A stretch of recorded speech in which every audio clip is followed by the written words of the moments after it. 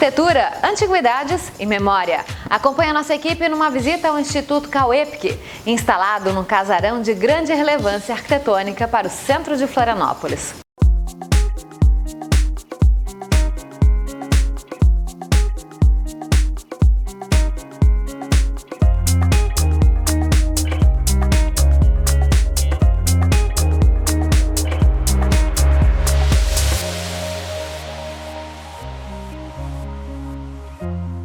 Esta casa, Gisela, foi construída na década de 30. A construção começou em 35, 1935. Terminou em 37, quando eles se mudaram para cá. Portanto, a casa tem quase 80 anos. E ela tem uma grande influência da arquitetura alemã na época. Porque a Bauhaus, que é a escola de arquitetura alemã, foi exatamente desse período. E minha mãe estudou lá, ficou um ano em Berlim. E tinha muitos amigos arquitetos e tudo, e eu acho que ela voltou assim com ideias muito, na época, muito modernas, né? Para Florianópolis era uma coisa muito diferente, muito moderna. E ela palpitou em tudo, como eu digo, né? O projeto foi feito em Joinville por um escritório alemão, de um engenheiro, e a casa foi construída por um engenheiro suíço que morava em Florianópolis, aliás, fez muitas coisas aqui, que era o Tom Wilde, que construiu a casa. Então a casa traz grandes referências. Depois ela foi modificando um pouco, ela descobriu o colonial brasileiro, vamos dizer. Os interiores. Os interiores, né? Então foi modificando as pinturas, não é? As cores, os móveis mesmo não são todos originais, 80% é. Falar um pouco dessa iniciativa da criação do Instituto e da preservação desse casarão de 1930, dona Anita. Minha irmã Silvia e eu decidimos que seria uma pena se a gente destruísse a casa e o que ela significa, o que significou, não é? E o que ela pode, inclusive, trazer até de cultura, de conhecimento, vamos dizer assim, e colocar, inclusive, na casa o Instituto Cauêpque, que foi fundado há 10 anos. Então, que sobram poucas casas mesmo, como você diz, não é? A modernidade, infelizmente, é assim.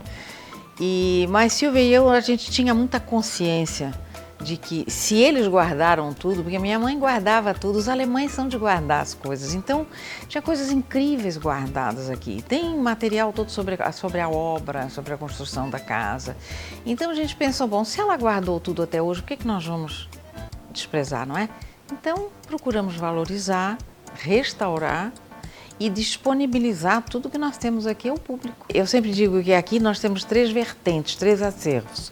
Nós temos o acervo da empresa, o EPC, 130 anos, temos o acervo da família, que tem coisas do século XIX, interessantes, e tem todo o acervo político do meu pai, que foi governador na década de 40 e morou aqui. Porque na época, ou se morava no Palácio, na Praça 15, que era o Cruz de Souza hoje, ou morava na sua própria residência. Minha mãe não quis ir para o Palácio, porque Silvia era muito pequenininha, eu também era garota. E essa casa foi palco mesmo de muitos acontecimentos importantes, interessantes.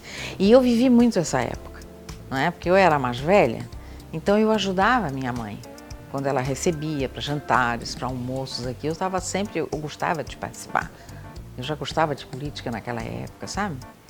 Então, ela traz muitas recordações boas. Essa documentação está disponível? Está. Na parte está no subsolo. No subsolo, nós temos uma biblioteca e temos um espaço com os computadores. O acervo está sendo todo digitalizado e está disponibilizado aos interessados, aos estudiosos. As salas foram todas reformadas? As salas do subsolo foram reformadas lá embaixo. O Paulo, quando chegou, ele com o bom gosto e a experiência que tem, ele tem contribuído demais. E é uma pessoa extremamente disponível, gosta do que faz, sabe o que faz. Ele fez o projeto de um anexo, nós vamos fechar essas varandas grandes, nós vamos envidraçar as varandas e adequar a casa para pequenos eventos. E pretendemos também fazer um auditório.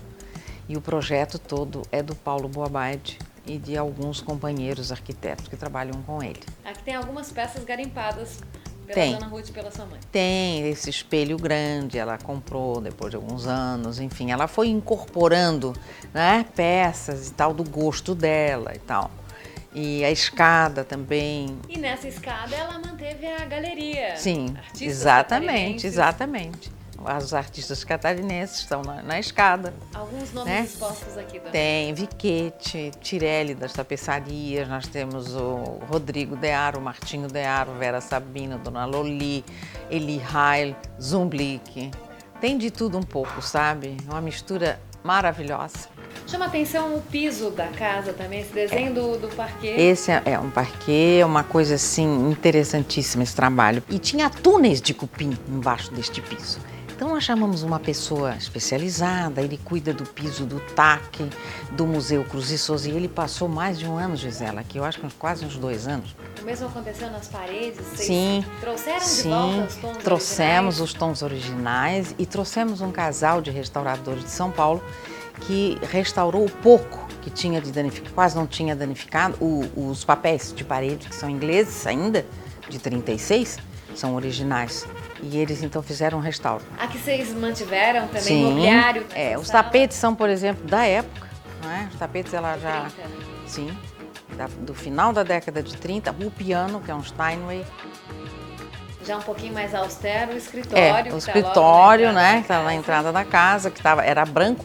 E nós fomos prospectando e era azul. E eu me lembro, quando era menina, era azul. Nós fomos buscar o tom. Essa sala de jantar tem outra curiosidade de iluminação. Não vejo um lustre central aqui. A sala de jantar, eu sempre digo que é a coisa que é mais instigante, mais interessante da casa é a sala de jantar. Primeiro porque ela não colocou um lustre central que sempre... As salas de jantar naquela época sempre tinham um lustre. Característica. Ela fez uma iluminação indireta com uma sanca, né, que hoje é moderníssimo, já em 36, imagine você. Verde, uma coisa inusitada, e os móveis também são da época, a palhinha das cadeiras, o tapete, tudo é de 36. A sala de jantar está toda completa, perfeita. Essa cortina é um filó bordado pela fábrica de rendas Wepke, na década de 60, mais ou menos. A casa está em constante dinâmica. Lá em cima também, no segundo Sim, piso, está acontecendo sim. muita coisa. Está acontecendo muita coisa. Readequação. Vamos fazer 2 salas de exposições permanentes lá em cima. Escritórios montados lá em cima, mas o quarto do casal, o quarto... Está perfeito. Com todos os móveis da época. Revestimentos de banheiro originais também? Originais, 1930. 1936. São os azulejos alemães que importaram. Os azulejos você vê que estão perfeitos até hoje. Tem um brilho assim que os nossos de hoje acho que não tem. É uma coisa muito interessante. A pia dupla, não é? Que para a época era uma coisa muito diferente. Além do casarão de 1930 aqui na Tramposta, tem outro casarão adquirido mais recentemente. Foi uma casa do começo do século XX e era um armazém da família Schweitzer. E a família morava na própria casa. Uma casa belíssima. Casa linda, cheia de detalhes arquitetônicos diferentes. E ela tem uma história. As tropas de 1930 da Revolução estocaram ali munição, combustível, enfim. E o ano passado a gente inaugurou e fizemos um convênio com a Prefeitura de São Pedro de Alcântara. E a casa serve como centro cultural, um centro de exposições, de pequenos eventos. E daí a casa está funcionando a 1000.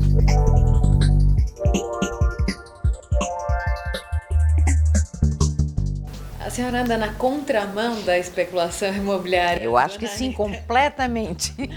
Preservação faz parte da vida da senhora? Faz. É uma parte importante Faz. da vida da senhora hoje? É, importantíssimo.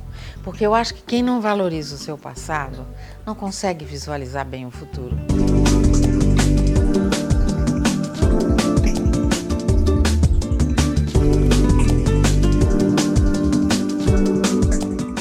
Contatos do Instituto Cauep no nosso site casiciatv.com.br.